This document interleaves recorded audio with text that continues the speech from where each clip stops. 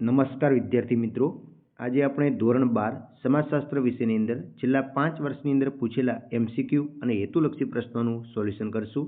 આ વિડીયો તમને 30 માર્ક્સ જરૂરથી અપાવી દેશે આજની બોર્ડની પરીક્ષાની અંદર. તો જોઈએ, તો શરૂઆત કરીએ છીએ આપણે. પહેલું પેપર 2024નું છે. તેની અંદર પહેલું જ MCQ છે કે ભારતનું રેલવે નેટવર્ક કેટલા કિલોમીટર છે? તો 1,15,000 કિમી જેટલું છે. પછી ભારતમાં 2011ની વસ્તી ગણતરી મુજબ સૌથી વધુ વસ્તી કયા રાજ્યની હતી? તો ઉત્તર પ્રદેશ રાજ્ય સૌથી વધારે વસ્તી ધરાવે છે. અને બૌદ્ધ ધર્મનું ધાર્મિક પુસ્તક કયું છે? તો ત્રિપિટક એ બૌદ્ધ ધર્મનું ધાર્મિક પુસ્તક છે. એના પછી ભારતમાંના બંધારણની કઈ કલમ વ્યક્તિને ધર્મ પાળવાની સ્વતંત્ર આપે છે? તો 25(1) કલમ જે આપે છે.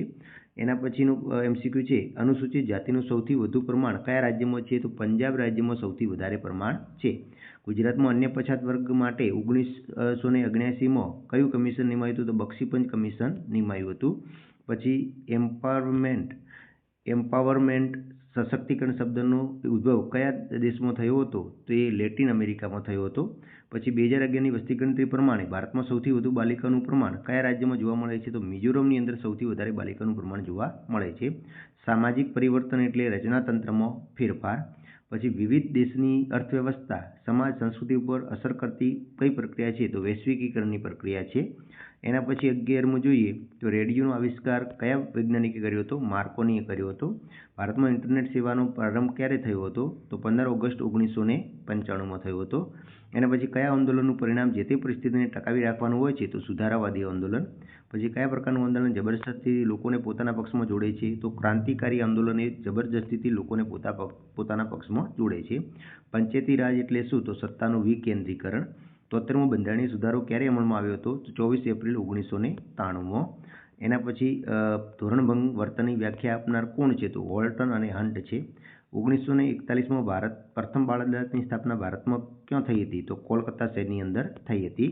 19મો ભારતમાં ચેન્નઈમાં સૌપ્રથમ ડૉક્ટર સુનીત સોલોમઈ એક સેક્સ વર્કરને HIV હોવાનું નિદાન કઈ સાલમાં કર્યું હતું? તો 1986ની સાલમાં કર્યું હતું. પછી HIV એડ્સગ્રસ્ત પીડિતોની સંખ્યામાં કયો દેશ પ્રથમ સ્થાને છે? તો દક્ષિણ આફ્રિકા પ્રથમ સ્થાને આવે છે. એના પછી આપણે જોઈએ કે ટૂંકા પ્રશ્નો. ભારતમાં 2011ની વસ્તી ગણતરી મુજબ સૌથી વધુ લિંગ પ્રમાણ કયા રાજ્યમાં છે? તો કેરળ રાજ્યમાં છે, 1084. લોક સંસ્કૃતિના અંગો કયા કયા છે? લોકજીવન, લોકકલા, કસબ એ બધા આવશે. પછી પછાતપણાનો અર્થ જણાવો. તો કે સામાજિક અને આર્થિક રીતે પછાત એવા વર્ગનો સમૂહ. પછી ભારતમાં સ્ત્રી સશક્તિકરણની રાષ્ટ્રીય નીતિ 2001માં ઘડાઈ. પછી પશ્ચિમીકરણનો ખ્યાલ AMS શ્રીનિવાસે કયા પુસ્તકમાં આપ્યું છે? તો એ આધુનિક ભારતવાળું છે એ પુસ્તકમાં આપ્યું છે. પછી PTIનું પૂરું નામ જણાવો. તો પ્રેસ ટ્રસ્ટ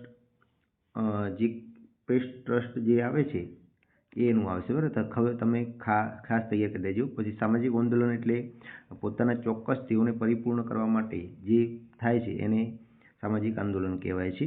એ વાક્ય પણ નિસ્તબ્ધવાળી તૈયાર કરી દેજો. પંચાયતી રાજની સ્વતંત્રતા પાયાથી થવી જોઈએ. આ વાક્ય કોણે બોલ્યું? ગાંધીજી બોલ્યું છે.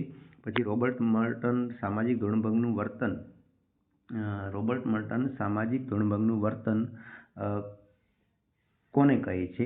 તો એ સમાજના ધોરણના અનુસાર કરવાથી કોઈ પણ નિષ્ફળતા હોય, સમાજના જે ધોરણોનું અનુસરણ કરવાની કોઈ પણ નિષ્ફળતા હોય એટલે સામાજિક ધોરણભંગ કહે છે. HIV શબ્દનો અર્થ આપવાનો છે. તો HIVનું પૂરું નામ શું થાય છે? હ્યુમન ઇમ્યુનોડેફિશિયન્સી વાયરસ થાય છે. ચાલો એના પછી જોઈએ, આપણે નેક્સ્ટ પેપર લઈએ. તો એના પછીનું પેપર છે એના જોઈએ તો વિશ્વમાં સૌથી મોટું નેટવર્ક ભારતનું છે. પછી 2011ની વસ્તી ગણતરી મુજબ સૌથી વધુ વસ્તી ધરાવતું રાજ્ય ઉત્તર પ્રદેશ રાજ્ય છે. પછી ભારતીય સંસ્કૃતિનો દૃષ્ટિકોણ કેવો છે? તો કે વૈશ્વિક છે. એના પછી ભારતમાં ધાર્મિક લઘુમતીની વસ્તી કેટલા ટકા છે? 17.17% છે. એના પછીનું આગળ જોઈએ, મંડળ કમિશને ભારતમાં કયા સમાજશાસ્ત્રની કામગીરી સોંપી હતી? તો MS શ્રીનિવાસને સોંપી હતી. ભારતમાં અસ્પૃશ્યતા નાબૂદી કાનૂન કયા વર્ષે બન્યો હતો? તો 1955ના વર્ષે. 2011ની વસ્તી ગણતરી પ્રમાણે ભારતમાં સૌથી ઓછું બાલિકાનું પ્રમાણ પંજાબ રાજ્યમાં છે. સાયકલ શાહ યોજનાનો લાભ છોકરીઓને આપવામાં આવે છે. પશ્ચિમીકરણની વિચારસરણીના કયા તત્વો ભારતમાં સમાવેશ થયો? તો આપેલા બધા આવે છે. એના પછી ઉદારીકરણમાં કઈ બાબત પર ભાર મુકાયો છે? તો ઉદ્યોગ અને વેપાર પર. એના પછી ફિલ્મ જગતનો પ્રતિષ્ઠિત એવોર્ડ છે દાદાસાહેબ ફાળકેના નામે આપવામાં આવે છે. ભારતમાં મોબાઈલ સેવાનો પ્રારંભ 15 ઓગસ્ટ 1995માં. બ્રહ્મો સમાજની સ્થાપના કોણે કરી હતી? તો રાજારામ મોહન રાય કરી હતી. નર્મદાબંધ વિરોધી આંદોલન કયા પ્રકારનું છે? તો પ્રતિરોધાત્મક આંદોલન છે. પંચાયતી રાજમાં સ્ત્રી અનામત કેટલા ટકા હોય છે? તો કે 33% અપાય છે. ગ્રામ પંચાયતના વડાને શું કહેવાય છે? તો કે સરપંચ કહેવાય છે. એના પછી જોઈએ બોસ્ટર શાળાઓ સૌપ્રથમ ક્યાં સ્થપાઈ હતી? તો ઇંગ્લેન્ડમાં સ્થપાઈ હતી. બાળ અપરાધીને સુરક્ષિત રાખવાનું સ્થળ એટલે રિમાન્ડ હોમ થાય છે. પછી વિશ્વ એડ્સ દિવસની ઉજવણી ક્યારે થાય છે? 1 ડિસેમ્બરે થાય છે. એડ્સની સમસ્યામાં ભારત વિશ્વમાં કયા સ્થાને આવે છે? તો બીજું સ્થાન ધરાવે છે. એના પછી ભારતમાં કેટલી ભાષાઓ? તો કે 22 ભાષાઓને બંધારણીય દરજ્જો મળેલો છે. સંસ્કૃતિ એટલે શું? તૈયાર કરો જાદુના 2 પ્રકાર, કાળો જાદુ અને સફેદ જાદુ. લિંગ પ્રમાણ એટલે શું? તો 10,000 પુરુષ સ્ત્રીઓની સંખ્યા.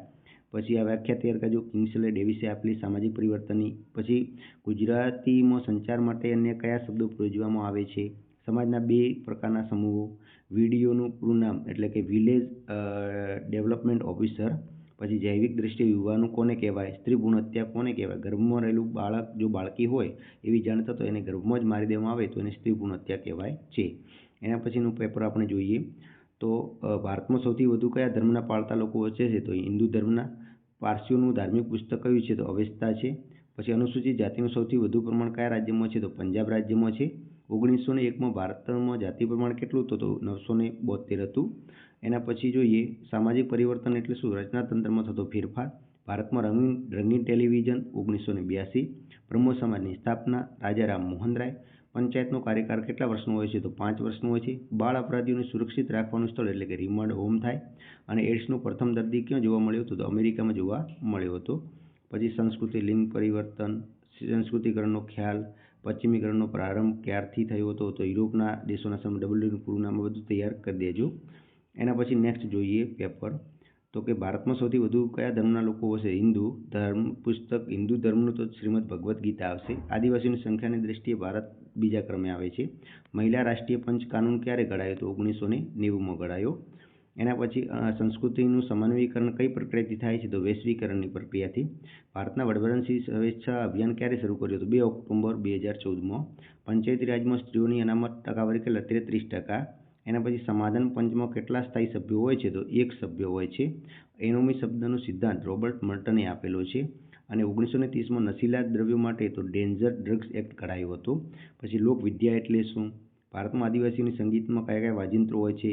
મંડળ કમિશનની પંચની ભલામણો. સેવાનું પૂરું નામ ખાસ તૈયાર કરજો. Self employment woman association. ઉદારીકરણની શરૂઆત ભારતમાં કઈ? 1991. વૈશ્વિકરણ પ્રક્રિયામાં કયા નવા આંદોલન જન્મ થાય? બ્રહ્મો સમાજની સ્થાપના. પછી ડીડીઓનું પૂરું નામ ડિસ્ટ્રિક્ટ ડેવલપમેન્ટ ઓફિસર. આ બધું તૈયાર કરી દેજો. બાળ અપરાધી કોને કહેવાય? સામાજિક વિમુખતા એટલે શું? બરાબર.